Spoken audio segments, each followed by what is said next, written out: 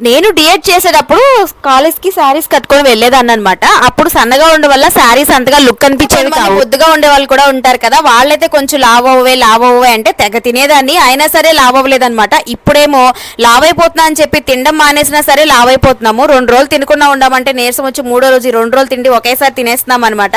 అది నాకు తెలిసి హార్మోనల్ ఇంబ్యాలెన్సా, ఇంట్లో పనులు చేయాలి, అమ్మో తినకపోతే నీరసం వచ్చిందని ఎక్కువ తినడం వలన, లేకపోతే స్ట్రెస్ వలన, లేదు అంటే మిగిలిపోయిన అన్నాలు రాత్రి మిగిలిపోయిన అన్నాలు పొద్దున తినడం, ఈ అన్నాలు గిన్నెకేసుకోవాలి తినడం వల్ల ఏమో అనుకుంటాను. నాకు తెలిసి అప్పట్లో అన్నం తక్కువగా తినేదాన్ని, పై చెడుతిండి ఎక్కువగా తినేదాన్ని.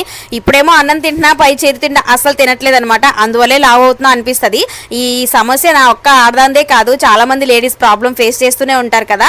సో ఆలోచనలు, ఇంట్లో ప్రాబ్లమ్స్ ఉన్నా కూడా లావ్ అయిపోతూ ఉంటామండి. ఆలోచనల వల్ల కూడా కొంతమంది బాగా సన్నం అయిపోతారు, కొంతమంది బాగా లావ్ అయిపోతూ కూడా ఉంటారు.